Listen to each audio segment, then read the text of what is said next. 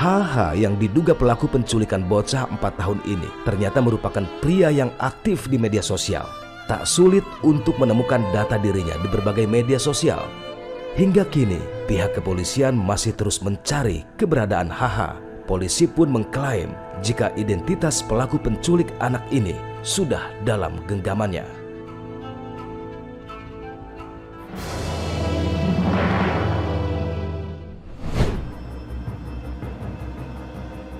Kisah hanya sang kakak AB yang kembali ke rumah mempunyai penggalan cerita yang memilukan.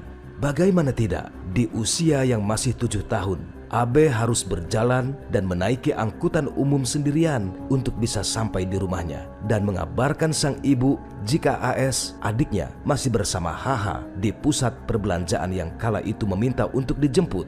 Lalu bagaimana? Kisah perjalanan mulai dari keluar rumah hingga pada akhirnya sang kakak kembali ke rumah tanpa dengan adiknya.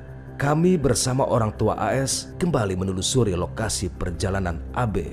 Dan inilah jalur-jalur yang dilalui oleh ketiganya. Iya, ya kata anak saya dari rumah lewatnya jalan sini. Bareng berarti 3 orang ya? Bareng 3 orang. Anak saya pertama sama yang kedua. Setelah dari jalan sini ke jalan lurung sana itu. Sama pelaku ya? Sama pelakunya. Terus kemana nih Pak? Nah ini terus ke sini nih. Oh ke sini. Terus sekitaran masjid situ tuh. Nah, terus anak saya tanyakan dari sini kemana nih beloknya. Nah kata anak saya beloknya ke kiri. Kiri ini Pak? Ke kiri sini. Kiri ya Pak? Iya. Kiri ini kemana Pak?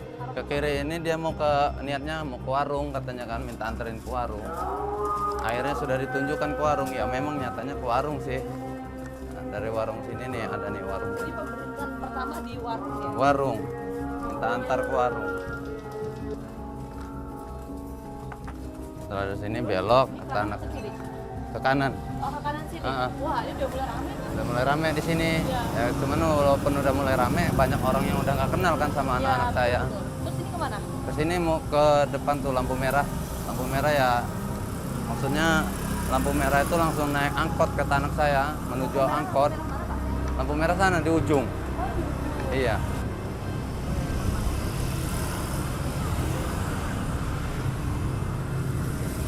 Nah, dari sini naik angkot dia. Nah itu sempat masuk. Nah kalau dia ke wartegnya iya. Kalau ke wartegnya iya dia ngelewatin tangga penyeberangan itu. Ramayana dulu baru ke warteg. Ke Ramayana dulu, masuk ke Ramayana, dia tuh cepet naik ke atas.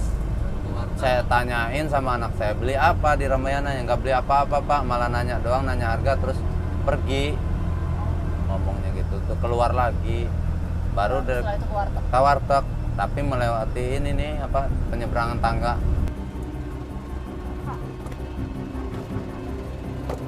Anak Bapak cerita nggak jalannya tuh? Saya bilang, Bang berhentiin di angkotnya itu di mana? Berhentinya di sini Pak, di Ramayana ini. Jadi angkotnya berhenti di sini. Berhentinya pas di sini. Terus masuk lewat sini. Setelah sini masuk ke Ramayana. Lama di Ramayana Pak? Di Ramayana nggak lama, cuman dia tuh hanya masuk doang. Pengakuan anak sayanya ya. Saya tanya sama anak saya. Masuk naik tangga lift, setelah naik turun lagi, baru ke arah warteg itu tuh, warteg Barokah. Oh langsung ke sana? Iya, tapi mana? lewat jalan ini nih, lewat jalan penyeberangan tangga. Oh iya kita ke sana yuk Pak yuk. Iya, boleh. Kami pun terus menelusuri jalur yang dilalui oleh HH yang ketika itu membawa AS dan AB. Kisah ketiganya tak berhenti sampai di sini. Kami mendapatkan kisah lainnya. Sang kakak AB pun menceritakan kepada orang tuanya bahwa ketiganya sempat singgah di warung makan. Dan di tempat inilah AB berpisah dengan sang adik. Makan, sempat makan anak saya, cuman si penculiknya nggak makan dia. Oh dia nggak makan? Nggak makan. Berarti ini titik kelima ya? Kelima. Permisi mbaknya.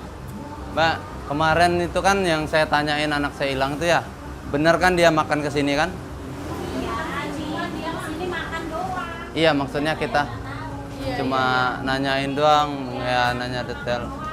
Setelah makan itu anak saya yang bujang yang pertama bilangnya Yang Bian ya? yang Bian. Ya. Disuruh pulang naik angkot warna merah seperti itu tuh. Nah naiknya di mana? Naiknya di situ. Ini pelaku bawa Bian, ceritanya gimana Pak? Nah, si Bian sama Fitri dibawa, ya kan? Kata Bang Bian tuh anak saya, naik angkotnya di mana Bang? Kata saya kan, di sini Pak. Naik Di angkotnya di sini, daerah Kayak sini. anggap aja lah angkotnya inilah ya. Terus Nah, barang itu, adek Empit itu udah sempet naik, ikut abang ya naik angkot. Ya barang itu ada Empitnya ditarik lagi, nggak boleh ikut abang, biar abang aja yang nyusul mamahnya gitu. pulang. Akhirnya Bian itu ya dititipin sama mamang angkot, disuruh diturunin di Matahari Lama. Oh gitu. Nah, Anak. kan ini angkot jalan nih Pak. Terus waktu itu Bian sempat ngeliat nggak? Kan adiknya, siapa Empit sama pelaku kan ada di sini. Nah itu sempat saya Jalan tanyakan kemana? juga, Bang kata saya, pas abang naik angkot nih, ngelihat nggak adek Empit itu ya masih di sini apa langsung nyebrang ke sana saya Atau gitu. kemana gitu Atau ya? kemana? Jawabannya apa Pak? Pas abang lihat sih dari angkot, dari pintu belakang angkot itu ya kacanya katanya. Naik tangga lagi Pak ke sini. Oh naik tangga sini lagi. Naik tangga. Empitnya sama Iya. pelaku ya? Ya si Om itu kan ngomong gini, bilang Om nunggunya di seberang sana ya, gitu bilang mamahnya. Kalau emang mau nyusul ke situ. Akhirnya naik tangga nih, tangga nunggu di situ lagi nyebrang ke situ.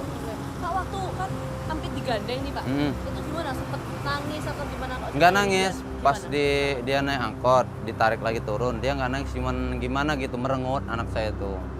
Soalnya dia mah kalau nggak diboleh tuh nggak langsung nangis, merengut aja dulu. Ngajak jalannya gimana Pak? Cepet-cepet juga kayak tadi? Kayak apa atau gimana? Iya, Dari Bian.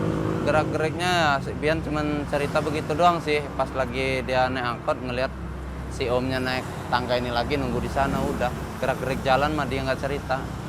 Dari data yang dimiliki, Aris Merdeka Sirait menyebutkan bahwa sedikitnya ada kenaikan sekitar 52% kasus penculikan anak yang terjadi di Indonesia sepanjang tahun 2022. Dari catatannya, terdapat sejumlah motif yang mendasari. Berdasarkan data ya, artinya yang terlaporkan di Komnas Perlindungan Anak di tahun 2021 itu kami menerima ada 11 kasus penculikan anak untuk tujuan-tujuan tertentu. Nah, meningkat itu di akhir Desember 2022 itu kami menerima laporan langsung itu ada 21 kasus. Itu berarti ada 52% hampir penculikan terhadap anak itu terjadi di wilayah terbatas yang dilaporkan di Komnas Perlindungan Anak. 52% ini cukup tinggi sekali angkanya loh Bang. Iya, yang dominan yang mana? Yang paling banyak persentasenya? Presentasinya seperti tebusan, eksploitasi ekonomi, Oke. ya, adopsi ilegal dan sebagainya. Nah, yang tahun ini kita belum mendapat laporan kecurigaan masyarakat, laporan masyarakat tentang penyuluhan organ tubuh. Tapi itu dimungkinkan. Maka saya waspada terhadap kasus yang dilaporkan tadi malam ke Komnas Perlindungan Anak yang terjadi di Cilegon. Ada beberapa fakta yang berhasil kami kumpulkan di lapangan. Komnas Perlindungan Anak menyebutkan bahwa tren kasus penculikan anak tahun 2021 hingga 2022 ini meningkat signifikan hingga 52%. Bahkan fakta yang kami temukan di lapangan, kasus penculikan di wilayah Cilegon dan di Jakarta, ini pelaku memiliki hubungan kedekatan. Melihat ini tentu pengawasan internal dari pihak keluarga harus menjadi concern bersama untuk mencegah terjadinya kasus penculikan terhadap anak. Saksikan terus fakta setiap hari Senin pukul 8 malam hanya di